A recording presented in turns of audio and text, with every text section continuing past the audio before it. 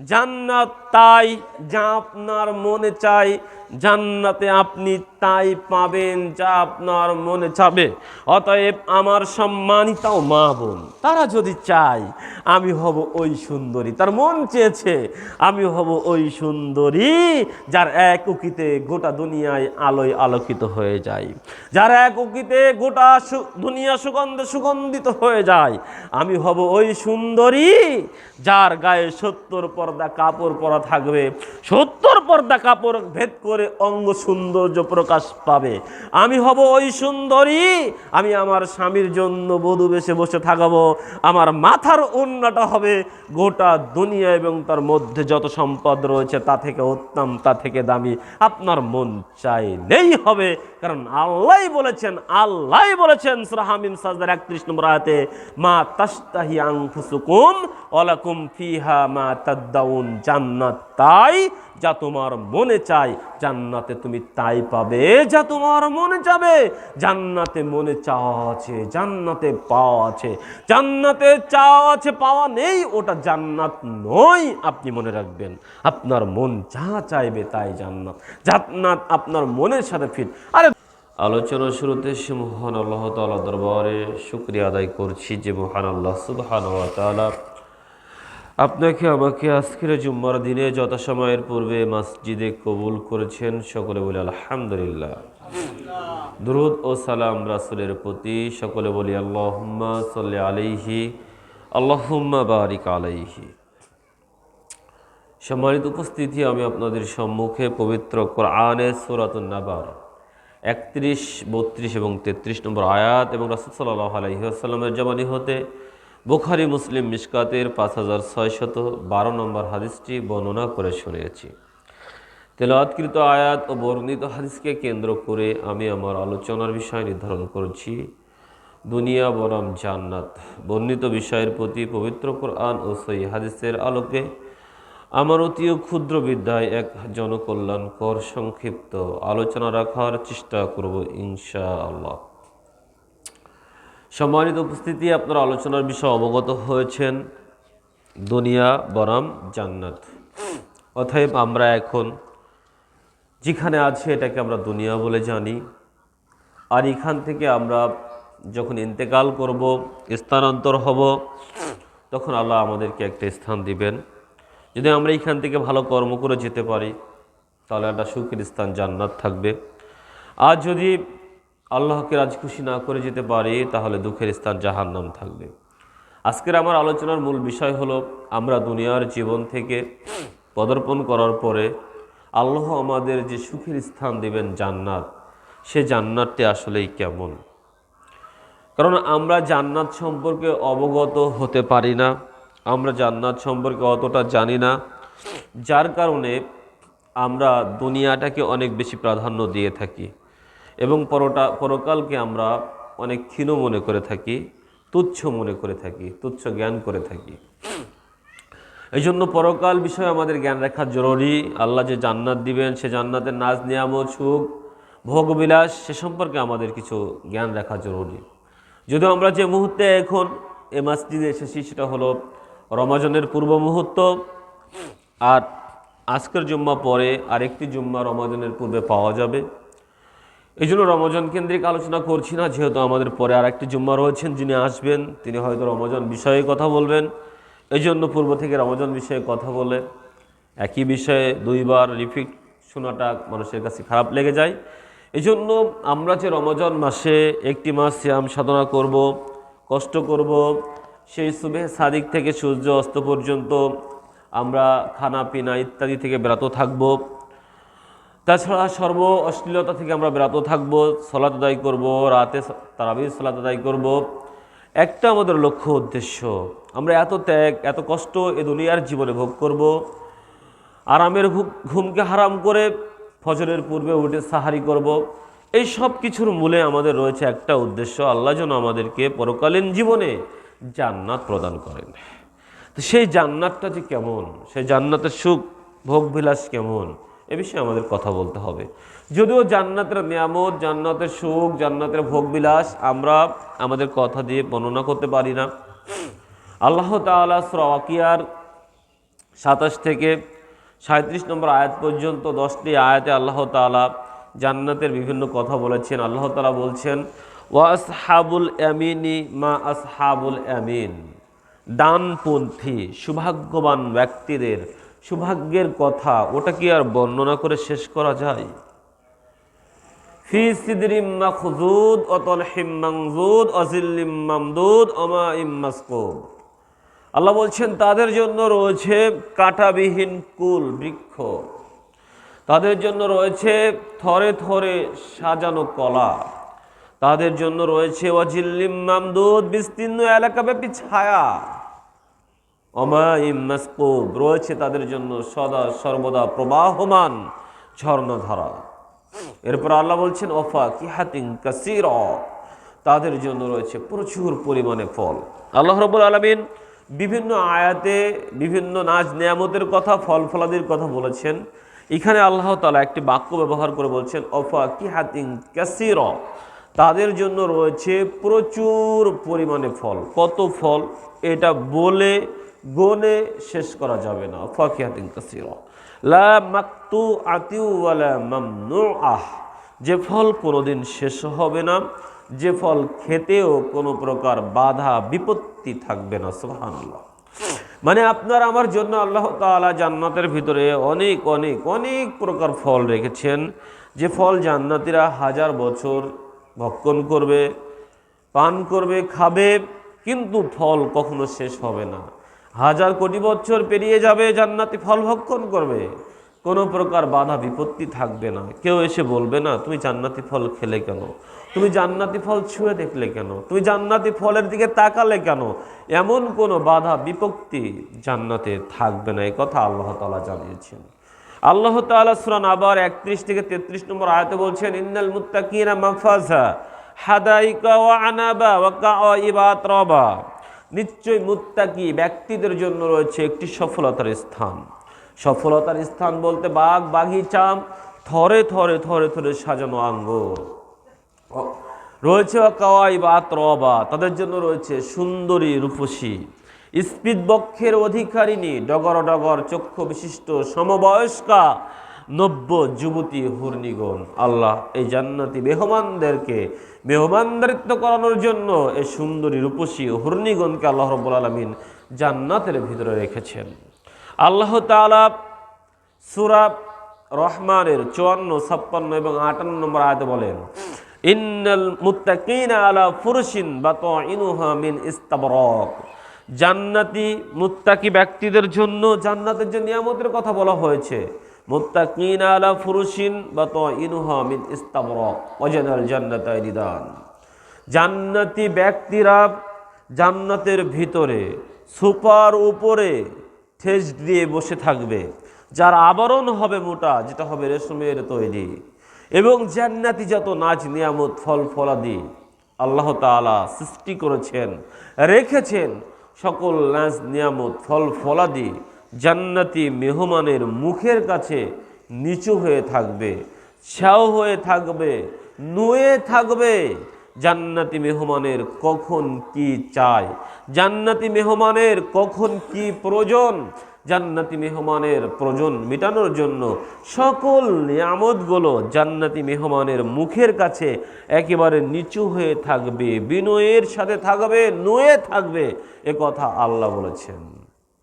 অতঃপর আল্লাহ বলছেন, ফিহিন্না কাসিরাতুত তরফি লাম ইয়াতমিসহুন্না ইনসুন ক্বাবলাহুম ওয়ালা জান। এত সব নাজ নিয়ামতের মধ্যে আল্লাহ তাআলা জান্নাতি মেহমানদের জন্য রেখেছেন এসব সুন্দরী রূপসী হুরনিগণকে, যাদেরকে ইনসুন ক্বাবলাহুম ওয়ালা জান, ইতিপূর্বে কোনো মানুষ এবং জিন তাদেরকে স্পর্শ করেনি। আল্লাহ তাআলা এই সমস্ত নারী সুন্দরী হুরনিগণের চেহারা সৌন্দর্য লাবণ্যতা বর্ণনা করতে গিয়ে আল্লাহ তাআলা বলেন, কান্না হুন্না ইয়াকুতু ওয়াল মারজান, তারা এত সুন্দরী, তারা এত রূপসী, তাদের রূপের ঝলক এত যে কান্না হুন্না ইয়াকুতু ওয়াল মারজান, তাদের রূপের দিকে দৃষ্টি দিলেই মনে হবে তারা ছড়ানো ছিটানো বিক্ষিপ্ত এলোমেলো হীরা মণিমুক্তা। সুবহানাল্লাহ। হীরা মণিমুক্তা যেমন জল জল করে হীরামণি মুক্তা যেমন চকচক করে, ওখান থেকে কিরণ বেরিয়ে যায়, ঠিক জান্নাতি হুরনিগণ, জান্নাতি নারীগণ, তাদের সৌন্দর্য, তাদের লাবণ্যতা দিকে দৃষ্টি দিলেই মনে হবে এক একটা হীরামণি মুক্তা জল জল জল জল করছে। আমাদের নবী মুহাম্মদ সাল্লাল্লাহু আলাইহি ওয়াসাল্লাম বলছেন, আন আনাস রাদিয়াল্লাহু তাআলা আনহু ক্বাল রাসূলুল্লাহ সাল্লাল্লাহু আলাইহি ওয়াসাল্লাম, আনাস রাদিয়াল্লাহু তাআলা আনহু হতে বর্ণিত, তিনি বলেন রাসূল সাল্লাল্লাহু আলাইহি ওয়াসাল্লাম বলেছেন, ওয়ালাউ আন্না ইমরাতান মিনান নিসাই আহলিল জান্নাতি ইত্তালাআত ইলাল আরজি লা আযাআত মা বাইনাহুমা ওয়ালা মালাআত মা বাইনাহুমা রিহান ওয়ালা নাসিফুহা আলা রাসিহা খায়রুম মিনাদ দুনিয়া ওয়া মা ফিহা। নবী সাল্লাল্লাহু আলাইহি ওয়াসাল্লাম আমাদেরকে জানিয়েছেন বুখারী মুসলিম মিশকাতের 5614 নম্বরে হাদিস দিয়ে, যে ওয়ালাউ আন্না ইমরাতান মিনান নিসাই আহলিল জান্নাতি, যদি জান্নাতের নারী এ দুনিয়ার দিকে একবার উকি দিয়ে দেয়, ইত্তলাআত ইলাল আরজি লা আযাত মা বাইনাহুমা ওয়ালা মালাআত মা বাইনাহুমা রিহান, তাহলে এই গোটা দুনিয়া এবং এর মধ্যবর্তী যত জায়গা রয়েছে সমস্ত জায়গা আলোয় আলোকিত হয়ে যাবে। সুবহানাল্লাহ। গোটা দুনিয়া এবং এর মধ্যবর্তী যত জায়গা রয়েছে সুগন্ধে সুগন্ধিত হয়ে যাবে, এ কথা আমাদের নবী বলেছেন। ওয়ালা নাসিফুহা আলা রাসিহা খায়রুম মিনাদ দুনিয়া ওয়া মা ফিহা, জান্নাতি নারী তার মাথার উপরে একটা ওড়না দিয়ে রয়েছেন, জান্নাতি নারী তার মাথার উপরে একটা ওড়না ব্যবহার করেছেন। এই ওড়না সম্পর্কে বলতে গিয়ে আমাদের নবী বলছেন, ওয়ালা নাসিফুহা আলা রাসিহা খায়রুম মিনাদ দুনিয়া ওয়া মা ফিহা, এই ওড়নার মূল্য হলো গোটা পৃথিবী এবং এর মধ্যেকার যত সম্পদ রয়েছে, এই সম্পদ বিক্রয় করে যত মূল্য হয় তার চেয়ে বেশি মূল্য হলো জান্নাতি হুরনির মাথায় যে ওড়না রয়েছে। সুবহানাল্লাহ। তাহলে আপনি আমি কি করে এই জান্নাতকে মূল্যায়ন করতে পারি একটু বুঝে নেন তো। আপনি আমি এই জান্নাতকে কিভাবে মূল্যায়ন করব, জান্নাতি নিয়ামতকে কিভাবে মূল্যায়ন করব? জান্নাতি হুরনির চেহারা সৌন্দর্য বলতে গিয়ে বলছেন যে তার চেহারা এত সুন্দর যে শুধু একবার উকি দিবে গোটা দুনিয়া কি হবে, আলোয় আলোকিত হয়ে যাবে, গোটা দুনিয়া সুগন্ধে সুগন্ধিত হয়ে যাবে। আমি বুঝাতে গিয়ে বলি এই কথাগুলো যখন জান্নাতের আলোচনা করি, আমি জানি না এখানে জান্নাতের আলোচনা করছি কিনা, কারণ আমার মনে নাই করেছি কিনা। তা আমি যখন জান্নাতের আলোচনা করি তখন এই কথাটা বলি। মনে করুন আপনার ঘোড়াশাল এলাকায় আজ সন্ধ্যার পরে কতগুলো লাইট জ্বলে উঠবে, কতগুলো লাইট জ্বলে উঠবে, হাজার হাজার লাখো লাখো লাইট জ্বলে উঠবে। আমি কিন্তু আপনার নরসিংদী জেলার কথা বলছি না, শুধু এই ঘোড়াশাল এলাকাটার কথা বলছি। এই ঘোড়াশাল এলাকায় হাজার হাজার লাখো লাখো সন্ধ্যার পরে বাতি জ্বলে উঠবে, অথচ এই লাখো লাখো বাতির মধ্য দিয়েও এই দুনিয়া, এই ঘোড়াশাল আলোয় আলোকিত হবে না, অন্ধকার থেকে যাবে। আর নরসিংদী জেলা বাংলাদেশ, এ তো আর অনেক দূরের কথা বললাম।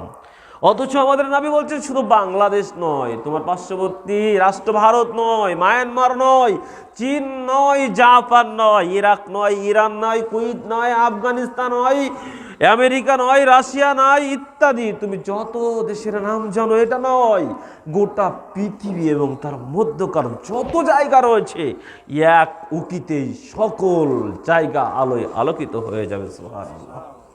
আপনি আমি কিভাবে মূল্যায়ন করব? তার এক উকিতেই গোটা দুনিয়া সুগন্ধে সুগন্ধিত হয়ে যাবে। জান্নাতি নারী তার স্বামীর জন্য বধূ বেশে বসে রয়েছেন, মাথায় রয়েছে একটি ওড়না, ওড়নার দাম এই ঘোড়াশালের সম্পদের মূল্য। এই নরসিংদীতে অনেক কোটিপতি, অনেক মিল ফ্যাক্টরির মালিক রয়েছেন।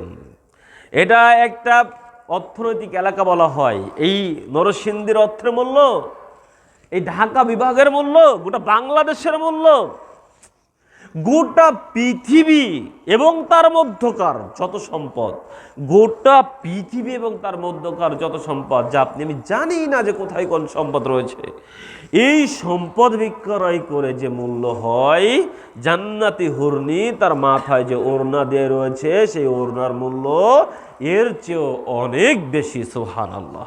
হাদিসটি বুখারী মুসলিম মিশকাত আপনি দেখে নেন, 5614 নম্বর হাদিস। তাহলে জান্নাত কি জিনিস, জান্নাতি নাজ নিয়ামত কি জিনিস, এ কথা কি করে বলবো? জান্নাতি নারীর সৌন্দর্য কি করে বলবো? জান্নাতি নারীর সৌন্দর্য বলার ইখতিয়ার আমাদের নাই। নবী সাল্লাল্লাহু আলাইহি ওয়াসাল্লাম বলছেন, মাইয়াদখুলুল জান্নাতা ইয়ানামু ওয়ালা ইয়াবাসু ওয়ালা ইয়াবলা সিয়াবুহু ওয়ালা ইয়াফনা শাবাবুহু। যে ব্যক্তি জান্নাতে প্রবেশ করবে সে সুখ শান্তি ভোগ বিলাসে ডুবে থাকবে, কোনো প্রকার দুঃখ দুর্দশা চিন্তা ভাবনা তাকে স্পর্শ করবে না, তার যৌবন কোনোদিন ফুরাবে না, তার গায়ের পোশাক কখনো পরিবর্তন হবে না। এই কথা আমাদের নবী বলছেন। আমাদের নবী সাল্লাল্লাহু আলাইহি ওয়াসাল্লাম বলছেন, জান্নাতি হুরনি তার রূপ লাবণ্য সৌন্দর্যকে ঢেকে রাখার জন্য 70 পর্দা কাপড় পরিধান করছে। জান্নাতি হুরনি তার রূপ লাবণ্য সৌন্দর্য চেহারাকে ঢেকে রাখার জন্য 70 পর্দা কাপড় পরেছে। অথচ আপনি আমি যে নারীর পিছনে পরকিয়া করছি, যে নারীর পিছনে অবৈধ সম্পর্কে লিপ্ত হয়েছি, সেই নারী আপনাকে প্রলোভন দেখানোর জন্য তার চেহারায় রাত দিন অ্যারোমেটিক কসমেটিক আইলানা মাস্কারা আরজিয়া মার্জিয়া দিন রাত পার্লার করে চলেছেন এবং শাড়ির নামে একটা মশারি পরেছেন, তারপরেও তার চেহারাটা তার ওই কাপড়ের নিচে ঢাকা পড়ে যায়। আমিও একটা পাতলা ধরনের একটা পাঞ্জাবি পরিধান করে এসেছি, তবু আমার এই পাঞ্জাবির আড়ালে আমার এই সৌন্দর্য, আমার হাতের চেহারা, আমার ইত্যাদি অঙ্গ প্রত্যঙ্গ ঢাকা পড়ে যাচ্ছে। আর আমাদের নবী বলেছেন, জান্নাতি হুরনি তার চেহারা সৌন্দর্যকে ঢেকে রাখার জন্য 70 পর্দা কাপড় পরেছে। 70 পর্দা কাপড় ভেদ করে জান্নাতি নারীর সৌন্দর্য প্রকাশ পেয়ে যাবে। সুবহানাল্লাহ। আপনাকে আমি কি করে বলবো জান্নাতি নারীর সৌন্দর্য কেমন, জান্নাতি রূপ লাবণ্য কেমন হতে পারে? এটা হলো আপনার আমার জন্য জান্নাতি একটি খেদমত। নবী সাল্লাল্লাহু আলাইহি ওয়াসাল্লাম জানিয়েছেন, আল্লাহ জানিয়েছেন, যদি আমি দুনিয়ার জীবনে নিয়ম নীতি মেনে যেতে পারি, আল্লাহ তাআলা এই সুন্দরী রূপসী হুরনিগণকে দিয়ে আপনাকে আমাকে খেদমত করাবেন। সুবহানাল্লাহ। এখন প্রশ্ন থাকতে পারে, হুজুর পুরুষের জন্য এত সুন্দর সুন্দরী হুরনিগণ থাকবে, নারীরাও তো আল্লাহকে রাজি খুশি করার জন্য অনেক কিছু করে, সালাত আদায় করে, সিয়াম পালন করে, হজ করে, যাকাত দেয়, যত সম্ভব পর্দায় থাকে, তাদের সম্ভ্রম ইজ্জতকে তারা রক্ষা করে, দুনিয়াবী জীবনে নিয়ম নীতি মেনে চলে, কষ্ট দুঃখ ভোগ করে, হালাল হারাম বিচার বিবেচনা করে চলে, স্বামীর উপরে অবৈধ চাপ প্রয়োগ করে না। তাহলে এই সমস্ত নারীরা জান্নাতি হলে তাদের জন্য কি থাকবে? একটা প্রশ্ন থেকে যায় আমাদের মা বোনদের পক্ষ থেকে, আমাদের পুরুষগণের পক্ষ থেকেও। সম্মানিত উপস্থিতি, আমি আপনাদের এই প্রশ্নের উত্তরটা এইভাবে আল্লাহ তাআলার কথা অনুযায়ী দিয়ে থাকি। আল্লাহ তাআলা সূরা হামিম সাজদার 31 নম্বর আয়াতে বলছেন, মা তাস্তাহি আনফুসুকুম ওয়ালাকুম ফিহা মা তাদউন। জান্নাত তাই যা তোমার মনে চায়, জান্নাতে তুমি তাই পাবে যা তোমার মনে চাবে। এটা অনুবাদ, জান্নাত তাই মা তাস্তাহি আনফুসুকুম, জান্নাত তাই যা তোমার মনে চায়, মা তাস্তাহি আনফুসুকুম ওয়ালাকুম ফিহা মা তাদউন, জান্নাতে তুমি তাই পাবে যা তোমার মনে চাবে। এবার মনে চাওয়ার ব্যাপারটা একটু বুঝাই আপনাদেরকে। জান্নাত হলো আপনার আমার মনের সাথে ফিট করা, জান্নাতি ব্যক্তির মনের সাথে ফিট করা। জান্নাতি ব্যক্তি যা চাইবে তাই পেয়ে যাবে, জান্নাত মনের সাথে ফিট করা। রাসূল সাল্লাল্লাহু আলাইহি ওয়াসাল্লামকে বলা হচ্ছে, জান্নাতে কি সন্তানাদি থাকবে? নবী সাল্লাল্লাহু আলাইহি ওয়াসাল্লাম বলছেন, যদি মানুষ জান্নাতে সন্তানাদি চায় ও সন্তানাদি পাবে, যে বয়সের চাবে সেই বয়সের পাবে, যখন গর্ভধারণ করতে চাবে তখন গর্ভধারণ করতে পারবে, যখন সন্তান প্রসব করতে চাইবে তখন সন্তান প্রসব করতে পারবে। অতএব মন চাইলেই পারবে। তবে জান্নাত এত সুখের, এত আনন্দের, এত ভোগের যে সন্তান চাওয়ার কথা মানুষ ভুলে যাবে। একজন ব্যক্তি বলছেন, নবী সাল্লাল্লাহু আলাইহি সাল্লাম, আমি কৃষি কাজ করতে ভালোবাসি, জান্নাতে আমি কৃষি কাজ করতে পারবো। নবী সাল্লাল্লাহু আলাইহি সাল্লাম বলছেন, তুমি যদি জান্নাতি হও, আল্লাহ তোমাকে কৃষি জমিন দিবেন, তুমি সেখানে চাষাবাদ করবে। তুমি চাষাবাদ করবে, এভাবেই তোমার মনের সাথে সম্পর্ক থাকবে। তুমি যখন যেটা লাগাতে চাইবে, রোপণ করতে চাইবে, সেটা রোপণ করা হয়ে যাবে। যখন ফসল অঙ্কুরিত হতে বলবে, সেটা হবে। যখন ফসল পাকতে বলবে, ফসল পেকে যাবে। যখন ফসল কাটতে চাইবে, ফসল কাটা হয়ে যাবে। অতএব তোমার মনের সাথে তুমি যেভাবেই চাইবে, সেভাবেই মনের সাথে ফিট করা থাকবে তোমার জান্নাতি নাজ নিয়ামত। একজন ব্যক্তি বলছেন, রাসূল সাল্লাল্লাহু আলাইহি ওয়াসাল্লাম, আমি ঘোড়া দৌড় দিতে ভালোবাসি, আমি কি জান্নাতে ঘোড়া দৌড় দিতে পারবো? নবী সাল্লাল্লাহু আলাইহি ওয়াসাল্লাম বললেন, যদি তুমি জান্নাতি হও, তাহলে আল্লাহ তোমাকে হীরা দিয়ে, মুক্তা দিয়ে, স্বর্ণ দিয়ে তৈরি ঘোড়া প্রদান করবেন। তুমি জান্নাতের এক প্রান্ত হতে অপর প্রান্ত ছুটে চলবে, তোমাকে আল্লাহ এগুলো দিবেন। জান্নাতের এক প্রান্ত হতে অপর প্রান্ত পর্যন্ত আপনি আমি যদি জান্নাতি হয়ে যাই, ঘোড়ার পিঠে ছুটে চলবো। কি ঘোড়া?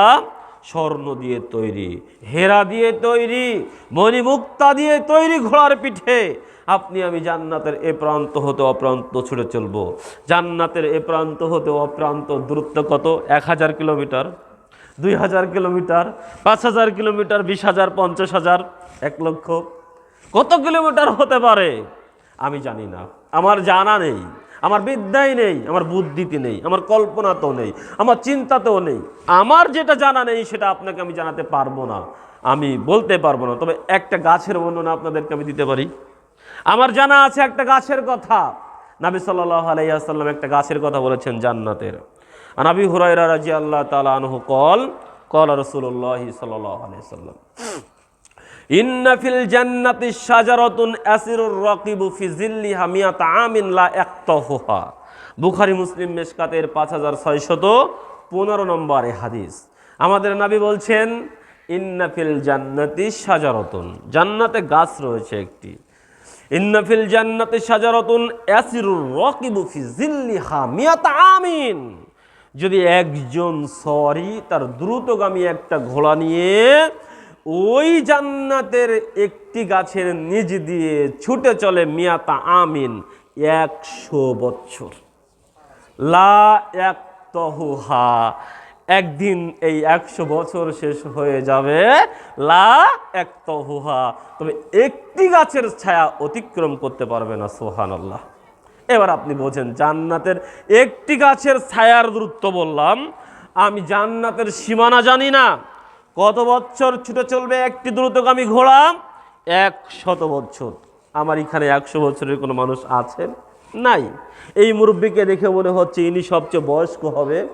তা ইনার বয়স কত হতে পারে?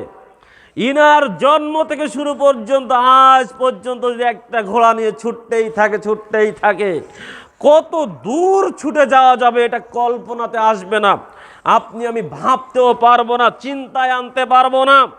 তো এতদিন ইনার বয়সটা কোনো 100 বছর হয়নি। মুরব্বী বয়স কত? যাই হোক, 100 তো আর হয় নাই। তা তার বয়সটা সম্পূর্ণ আমি বলতে চাচ্ছিলাম, 100 বছর শেষ হয়ে যাবে, লা ইয়াক্তাহুহা, তবে জান্নাতি একটি গাছের ছায়া শেষ হবে না, এর নাম জান্নাত। সুবহানাল্লাহ। আপনাকে আমি জান্নাত কি করে বলি? তা আপনি আমি জান্নাতি হলে জান্নাতের এ প্রান্ত হতে অপ্রান্ত পর্যন্ত স্বর্ণের ঘোড়া, হেরার ঘোড়া, মুক্তার ঘোড়ার উপরে ছুটে চলবো, এ কথা আমাদের নবী বলেছেন। অতএব বলতে চাচ্ছিলাম, জান্নাত তাই যা আপনার মনে চাই, জান্নাতে আপনি তাই পাবেন যা আপনার মনে চাবে। অতএব আমার সম্মানিত মা বোন, তারা যদি চায় আমি হব ওই সুন্দরী, তার মন চেয়েছে আমি হব ওই সুন্দরী যার এক উকিতে গোটা দুনিয়ায় আলোয় আলোকিত হয়ে যায়, যার এক উকিতে গোটা দুনিয়া সুগন্ধে সুগন্ধিত হয়ে যায়। আমি হব ওই সুন্দরী যার গায়ে 70 পর্দা কাপড় পরা থাকবে, 70 পর্দা কাপড় ভেদ করে অঙ্গ সৌন্দর্য প্রকাশ প্রকাশ পাবে। আমি হব ওই সুন্দরী, আমি আমার স্বামীর জন্য বধূ বেশে বসে থাকবো, আমার মাথার ওড়নাটা হবে গোটা দুনিয়া এবং তার মধ্যে যত সম্পদ রয়েছে তা থেকে উত্তম, তা থেকে দামি। আপনার মন চাইলেই হবে, কারণ আল্লাহ বলেছেন সূরা হামিম সাজদার 31 নম্বর আয়াতে, মা তাশতাহি আনফুসুকুম ওয়ালাকুম ফিহা মা তাদদাউন। জান্নাত তাই যা তোমার মনে চায়, জান্নাতে তুমি তাই পাবে যা তোমার মনে চাবে। জান্নাতে মনে চাওয়া আছে, জান্নাতে পাওয়া আছে। জান্নাতে চাওয়া আছে, পাওয়া নেই, ওটা জান্নাত নয়। আপনি মনে রাখবেন, আপনার মন যা চাইবে তাই জান্নাত।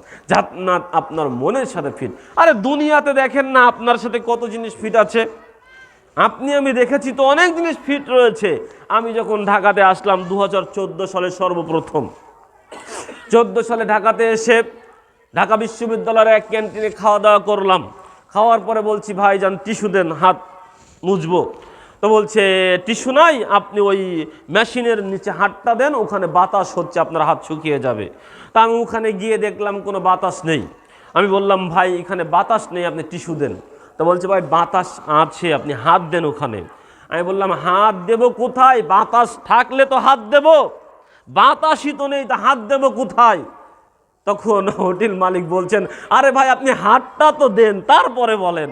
তখন আমি হাতটা যেই না ভিতরে নিচে ঢুকিয়ে দিয়েছি, অমনিতেই আমার হাতের স্পর্শ পেয়ে ফুরফুর ফুরফুর করে বাতাস আসা শুরু করে দিল। এই দেখেন, ওখানে ম্যাগনেট সিস্টেম আছে, মানে আপনার হাতের স্পর্শ পেলেই কি হবে?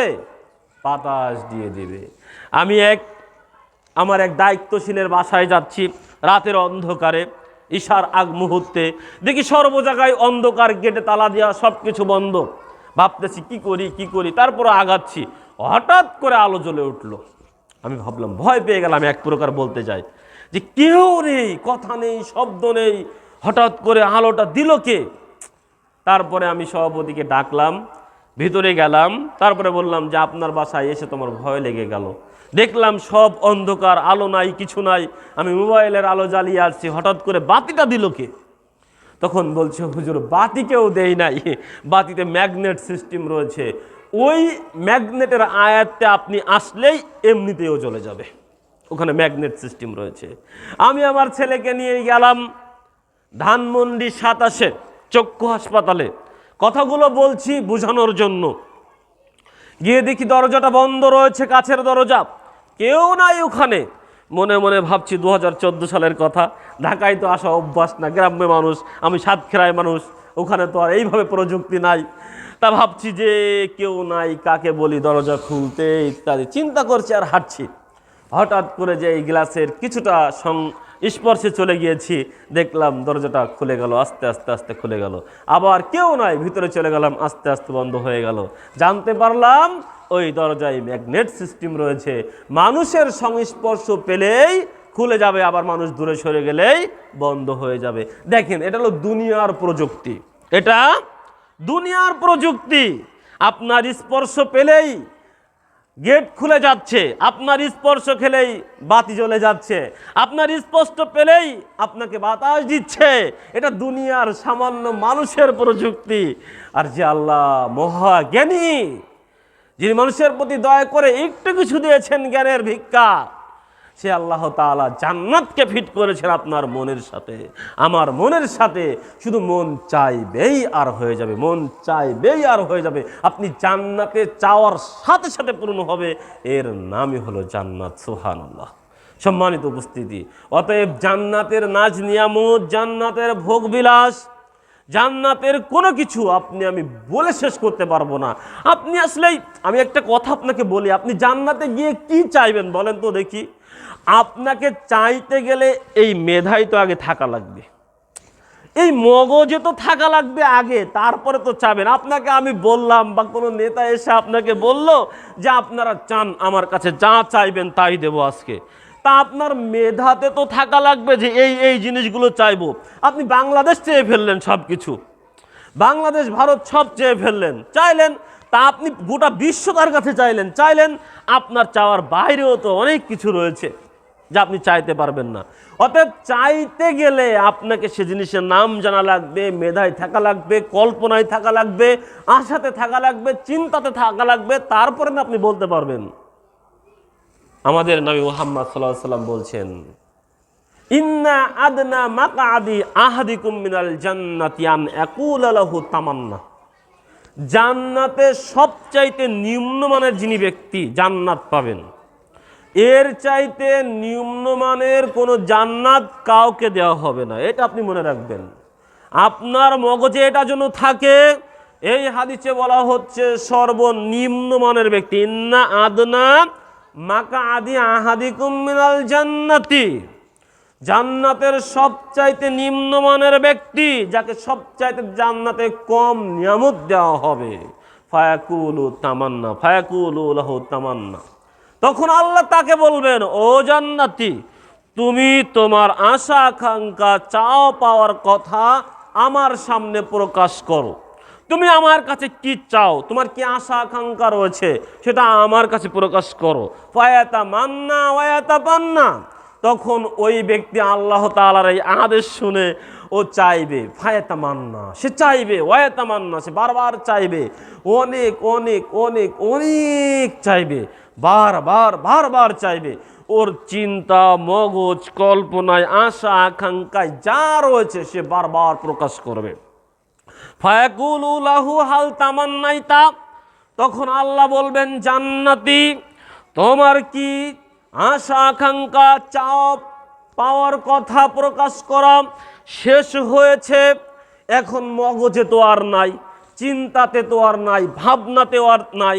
তখন ও বলবে, ফায়াকুলু নাম, জি, আমার এখন আমার আশা আকাঙ্ক্ষা প্রকাশ করা শেষ হয়েছে। কত চাইবে? তার চিন্তা অনুযায়ী চাইবে, তার কল্পনা অনুযায়ী চাইবে, তার মেধা অনুযায়ী চাইবে, বারবার চাইবে, অনেক অনেক চাইবে, আর তো আর কিছু নাই, চাওয়ার কিছু নাই। তখন বলবে ফায়াকুলু নাম। তখন আল্লাহ বলবেন, ফায়াকুলু ফাইন্না লাকা মা তামান্নাইতা ওয়া মিসলাহু মাহু, ফাইন্না লাকা মা তামান্নাইতা। জান্নাতি শোনো, তুমি এতক্ষণ আমার কাছে যা চেয়েছো, বারবার যা চেয়েছো, তা তোমাকে আমি আল্লাহ প্রদান করলাম, ও মিসলাহু মাহু, এবং যা চেয়েছো এই সম পরিমাণ আরো 2 গুণ আমি আল্লাহ তোমাকে প্রদান করলাম। সুবহানাল্লাহ। এবার বলেন, এবার বলেন, আপনি জান্নাতে আল্লাহর কাছে কি চাইবেন? আপনি জান্নাতের সবচেয়ে নিম্নমানের ব্যক্তি, আপনার চাইতে আর নিম্নমানের ব্যক্তি জান্নাতেই নেই। আল্লাহ আপনাকে বলছে, তুমি চাও আমার কাছে, যা চাইতে পারো। আপনি চাইলেনও আল্লাহর কাছে আপনার ইচ্ছা মতো। আল্লাহ এবার বলল, তুমি যা তো চাইলে ওটা তো কম হয়ে গেল রে, ওটা তো তোমাকে দিলামই।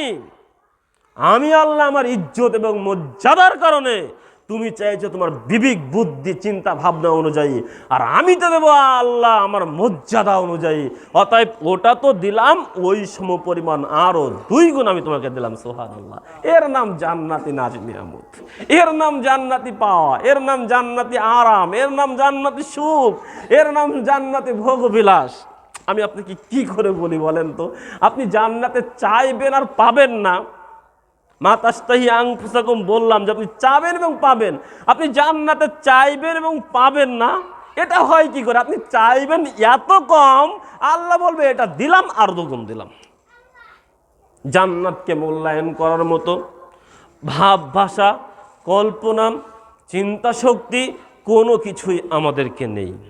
আবু হুরায়রা রাদিয়াল্লাহু তাআলা আনহু বলছেন, রাসূল সাল্লাল্লাহু আলাইহি ওয়াসাল্লাম বলেছেন, আদাত্তু লি ইবাদিস সালিহিনা মা লা আইনুন রাত ওয়ালা উযুনুন সামিয়াত ওয়ালা খাতারা আলা কলবি বাশারিন।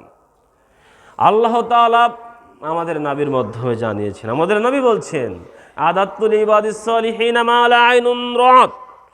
আল্লাহ তার নেককার বান্দাদের জন্য যে জান্নাতের কথা বলেছেন, ওয়াদা করেছেন, সে জান্নাত তো এমন, মালা আইনুন রাত, কোনো চক্ষু দেখেনি, ওয়ালা উযুনুন সামিআত, কোনো কর্ণ শুনিনি, ওয়ালা খাতারা আলা কলবি বাশারিন, কোনো মানুষের অন্তর কল্পনাও করেনি। এটা আপনার জান্নাত। এটাকে আমি কি করে বোঝাই? জান্নাত সেটা যেটা আপনার চক্ষু দেখিনি, অথচ আপনার চক্ষু দেখেছে, কত কিছু দেখেছে। বাংলাদেশের কত সৌন্দর্য, ওই কক্সবাজারে যাই ঘুরতে, কক্সবাজারের সমুদ্র সৈকত রয়েছে, সুন্দরবনের বিভিন্ন মনোরম দৃশ্য রয়েছে, বিশ্ব ওই বিভিন্ন জায়গায়, সিঙ্গাপুর ইত্যাদি জায়গায়, কত ইংল্যান্ড ইত্যাদি জায়গায় কত মনোরম দৃশ্য রয়েছে, ওই নিউজিল্যান্ডে সুন্দর সুন্দর জায়গা রয়েছে, এগুলো দেখি। তা আল্লাহ রাসূল বলছেন জান্নাত তাই যা মানুষের চোখে দেখিনি, চোখে যা দেখিনি তার নাম জান্নাত। এটা স্বাভাবিক, চোখে কি করে দেখব? আরে চোখে কি করে দেখব? চোখে তো দেখা সম্ভব না, চোখে দেখলে দুনিয়াতে আছে সেটা চোখে কি করে দেখব? তাহলে কানে শুনি, মানুষ তো কানে অনেক কিছু শুনতে পারে। তো ওয়ালা উযুনুন সামিয়াত, কোনো কর্ণ শুনিনি। অথচ আপনার আমার কর্ণ শুনিনি কি? পূর্বকার দিনের বহু রাজাধিরাজদের কাল্পনিক গল্প কাহিনী শুনেছে, সাদ্দাদের জান্নাত, ভুয়া জান্নাত তৈরির কাহিনী শুনেছে, এভাবে কত গল্প, বানোয়াট গল্প শুনেছে। তা আমাদের রাসূল বলছেন তোমার বানোয়াট গল্প ওটা তো কমই, ও তো তোমার কাছে কিছুই নয়। জান্নাত এমন যা কোনো কান শুনিনি। এজন্য আমরা বলি যে জান্নাতের আলোচনা আমরা করতে অক্ষম, আমরা জান্নাতের আলোচনা করতে কি অক্ষম। আজকে যদি জান্নাতের আলোচনা করে যেতে পারি, আপনাকে জান্নাত বুঝিয়ে যেতে পারি, তা আপনি তো শুনে ফেললেন যে জান্নাত এমন। আমার কথা বুঝেছেন কিনা জানি না। আমি যদি বলি আজকে জান্নাতটা এমন হবে, আপনি বুঝে যেতে পারেন, তাহলে তো কান শুনে ফেললো জান্নাত এমন। অথচ নবী বলছেন, বুখারী মুসলিম মিশকাতের 5612 নম্বর হাদিস আপনি দেখেন যে কোনো কান শুনেনি। অতএব আপনার আমার কান যত যা শুনেছে, জান্নাত এর চাইতে অনেক অনেক অনেক অনেক অনেক গুণ উত্তম। তাহলে হুজুর চোখে নাই দেখলাম না, কানে নাই শুনলাম না, একটু কল্পনা তো করতে পারি। মানুষের অন্তর কল্পনা করে নাকি? মানুষ থাকে এইখানে, মানুষ চলে যায় সিঙ্গাপুরে, মানুষ থাকে এইখানে এই ঘোড়াশালে, মানুষ চলে যায় আমেরিকা টুইন টাওয়ারে, মানুষ থাকে এইখানে, মানুষ চলে যায় মালয়েশিয়ায়, ইরাক, ইরান, সৌদি আরব ইত্যাদি জায়গাতে চলে যায়। অতএব মানুষ থাকে বাংলাদেশে, মানুষ থাকে ঘোড়াশালে, মানুষের জল্পনা কল্পনা চিন্তা চেতনা আশা আকাঙ্ক্ষা চলে বহু থেকে বহু দূরে। তো হুজুর আমরা নয় শুনতে পারবো না, দেখতে পারবো না, কল্পনা দিয়ে তো একটু ভাবতে পারি। আমাদের নবী বলছেন তোমাদের কল্পনাতেও নেই আল্লাহর জান্নাত, কল্পনাতেও আনতে পারবে না, এর নাম জান্নাত।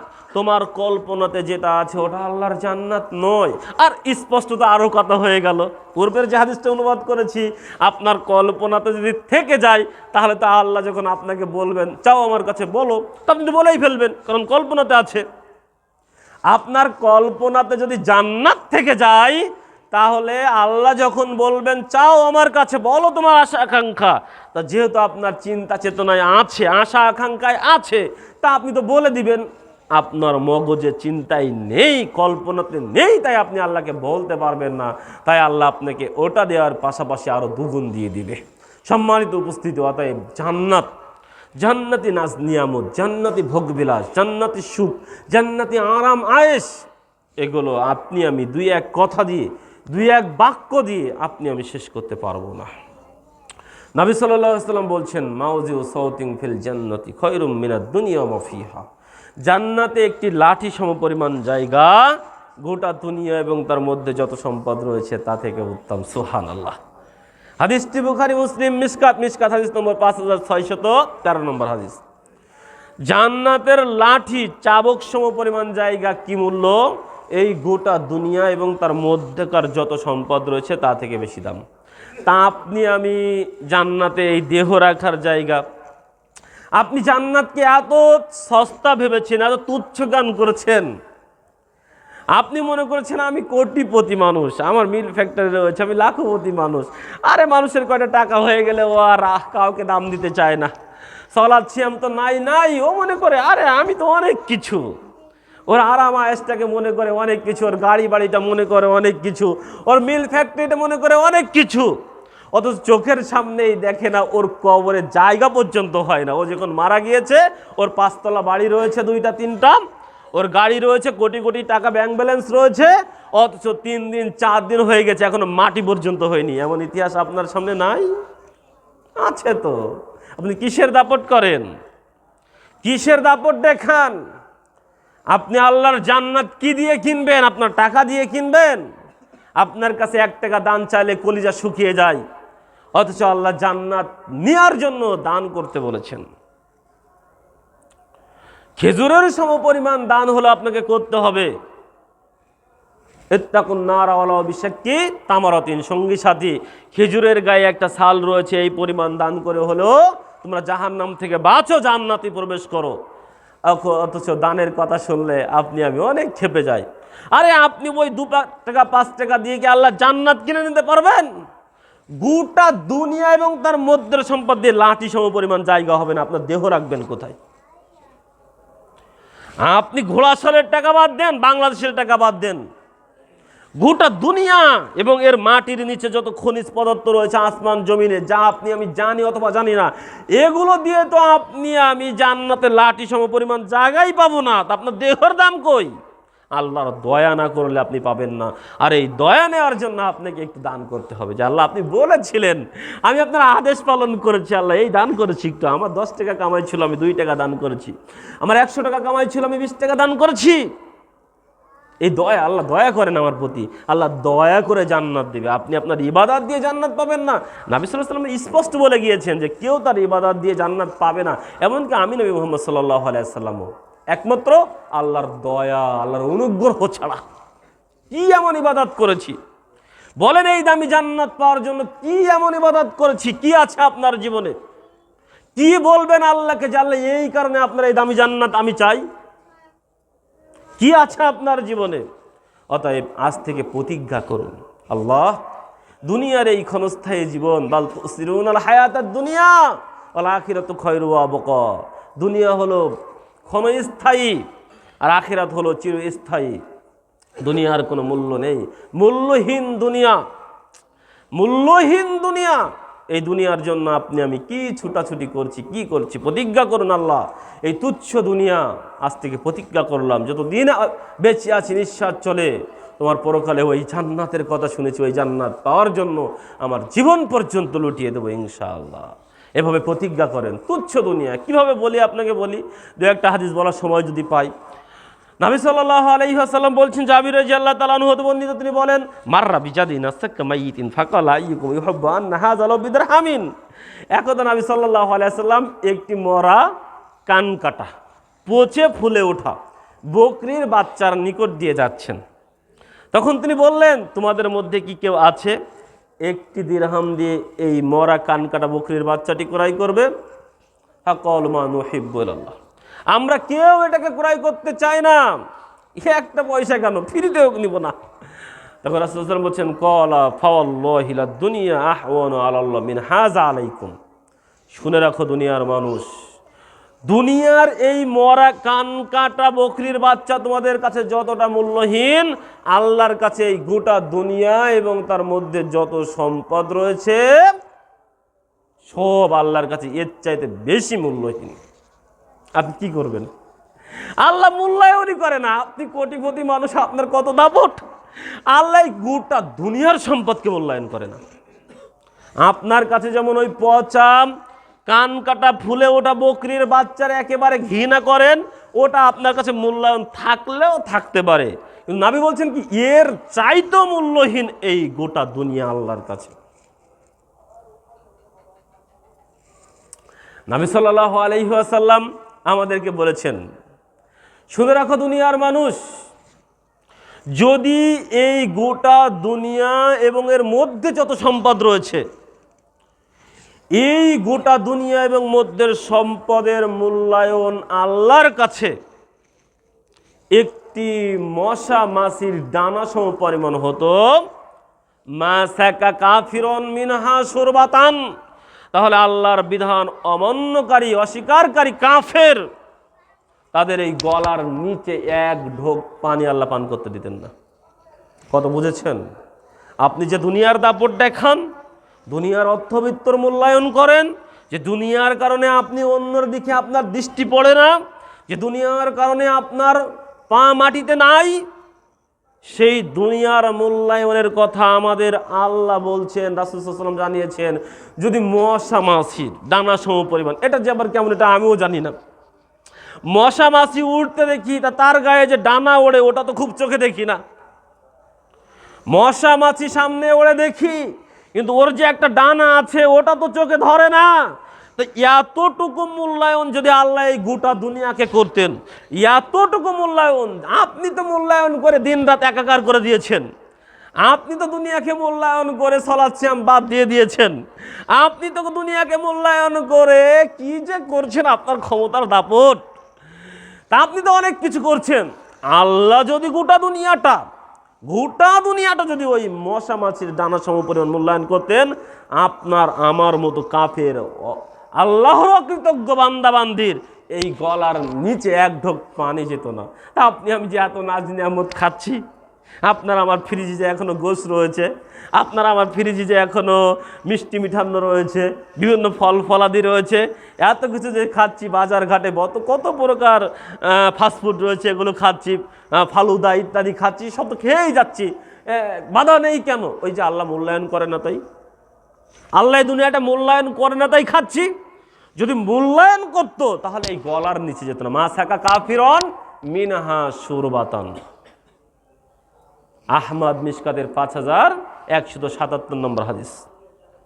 তাহলে স্পষ্ট কথা, দুনিয়ার মূল্যায়ন অতটা নাই। মুস্তাওরিদ ইবনে সাদ্দাদ রাদিয়াল্লাহু তাআলা আনহু তিনি বলছেন, নবী সাল্লাল্লাহু আলাইহি ওয়াসাল্লাম বলেছেন, আমি নবী সাল্লাল্লাহু আলাইহি ওয়াসাল্লামকে বলতে শুনেছি, ইয়াকুল ওয়াল্লাহি মাদ দুনিয়া ওয়ালা ফিল আখিরা ইল্লা মিসলা মা ইয়াজআলু আহাদুকুম ইসবাহু ফিল আম্মি ফাল ইয়ানজুর বিমা ইয়ারজি।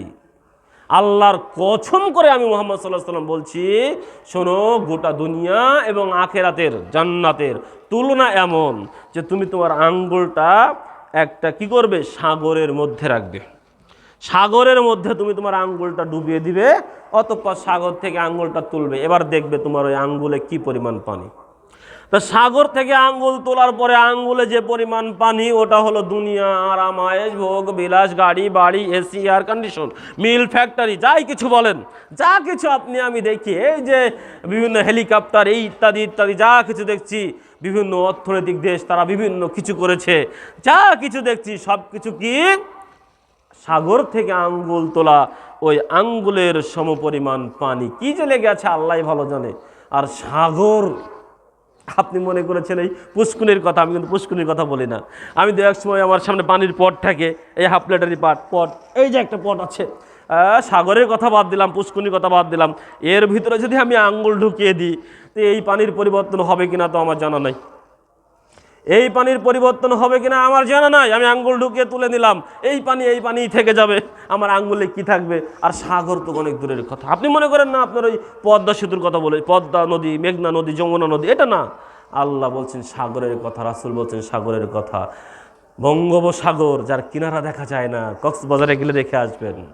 আটলান্টিক মহাসাগর, প্রশান্ত মহাসাগর, আরব সাগর, ভারত সাগর, এই যাবতীয় সাগরের সাথে তুলনা করে বলছেন এইখানে হাত রাখো, এবার উঠাও, দেখো কি পরিমাণ আসছে।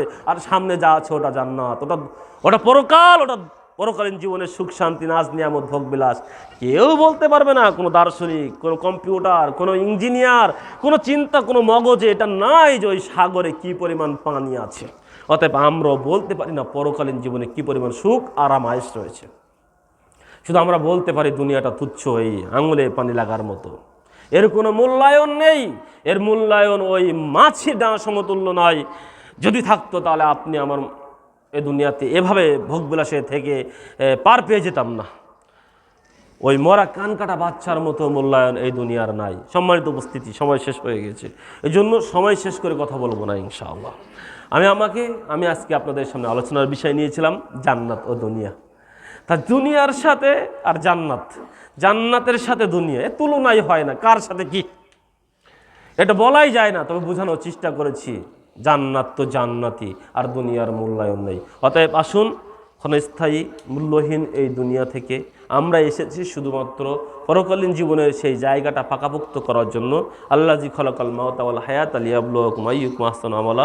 আল্লাহ আপনাকে আমাকে জীবন মৃত্যু দিয়েছেন, কে এখান থেকে উত্তম আমল করে আল্লাহর কাছে আবার যেতে পারি, এটা পরীক্ষা নিরীক্ষা করার জন্য। এই পরীক্ষা কেন্দ্রে যেন আমি ফেল না করি। সামনে রমজান মাস আছেন, প্রস্তুতি গ্রহণ করুন। রমজান নিয়ে অনেক কথা বলা যেতে পারতো, বললাম না, সামনের জুম্মা রয়েছে বিধায়। অতএব প্রস্তুতি গ্রহণ করুন। আল্লাহ প্রস্তুতি গ্রহণ করেছেন রমজান নিয়ে। শয়তানকে বেঁধে দিবেন, জান্নাতের দরজা খুলে দিবেন, জাহান্নামের দরজা বন্ধ করবেন, রহমতের দরজা খুলে দিবেন, আসমানের দরজা খুলে দিবেন। আল্লাহ কত প্রস্তুতি গ্রহণ করছেন। আপনি কোনো প্রস্তুতি গ্রহণ করেছেন? আপনি করেননি, কিন্তু আমাদের হোটেল আল্লাহরা করেছে, চায়ের দোকানটা করেছে, ও একটা কাপড় কিনেছে, সত্যকার হয়তো বিশ্বাস করুন, কারণ ও একটা পর্দা দিয়ে দেবে আপনাকে খাওয়ানোর জন্য। আপনি ওর ভিতরে গিয়ে চা খাবেন, সিগারেট খাবেন, বিস্কুট খাবেন, পরোটা খাবেন, সকালবেলা নাস্তা পানি করবেন। ওই রমজানের আগেও যে পরিমাণ আটা ময়দা নিয়ে করতো এখনও সেটাই করে, পার্থক্য শুধু সামনের পর্দাটা। ও প্রস্তুতি নিচ্ছে আপনাকে খাওয়ানোর জন্য, আর আপনি কি প্রস্তুতি নিচ্ছেন? আল্লাহু আলাম। আপনি প্রস্তুতি গ্রহণ করুন পরলৌকিক জীবনে এই জান্নাত পাওয়ার জন্য। রমজান মাস আসছে, এই রমজান মাস কাজে লাগিয়ে যদি গুনাহ খাতা মাফ করে না নিতে পারেন, তাহলে আপনি আমি হতভাগা। এটা রাসূল সাল্লাল্লাহু আলাইহি ওয়াসাল্লাম বলেছেন। এই মাসে বেশি বেশি করে দান করবেন, দানের মাস এসেছে, দানের পরিকল্পনা করুন। অনেক সময় দেখা যায় জুম্মার খুতবা শেষ হয় না, আসসালামু আলাইকুম রহমতুল্লাহ, আসসালামু আলাইকুম রহমতুল্লাহ, দেখা যায় কিছু মানুষ এখানে দাঁড়িয়ে আছে। ও যে কি দ্রুত উঠতে পারে, আল্লাহু আকবার। ওকে যে 2 টাকা মসজিদে দান করা লাগে এটাও ভুলে গেছে, জুম্মার দিন সপ্তাহে একটা দান করা লাগে এটাও ভুলে গেছে। ও উঠে একেবারে রাস্তার এখানে সালাম ফেরানো। ও যে কী করতে এসেছে? ও হয়তো কী করতে এসেছে? কিরিশোধ করতে এসেছে, বা হাজিরা খাতায় নাম লেখানো। অনেক সময় আমরা হাজিরা খাতায় নাম লেখাই যারা চাকরিজীবী হই, হয়তো ওইটাই করতে এসেছে যে হাজিরা খাতায় নামটা দিয়ে আসি। আসলে অন টাইমে হাজিরা খাতায় নাম লেখালে হাজিরা খাতায় নাম উঠবে কিনা সেটাও দেখার বিষয়। আল্লাহ আমাদেরকে হাজিরা খাতায় মূলত হাজির হয়ে নাম লেখানো তৌফিক দান করুক, আল্লাহুম্মা আমিন। সময় শেষ হয়ে গিয়েছে, কথা গুটিয়ে নিলাম। আল্লাহ আমাদেরকে জান্নাতি মেহমান হিসেবে কবুল করুন। দুনিয়াবি ভোগবিলাস আরামায়েশকে তুচ্ছ জ্ঞান করে পরলৌকিক জীবনের আরামায়েশ ভোগবিলাসের জন্য আমাদের সকল কাজ কর্ম চিন্তা ভাবনাকে আল্লাহ কবুল করে নিন, এ দাবি এবং দোয়া রেখে আজকের দিনের সংক্ষিপ্ত আলোচনা এখানে শেষ করছি। আকলি হাযা আস্তাগফিরুল্লাহ। আসসালামু আলাইকুম ওয়া রাহমাতুল্লাহ।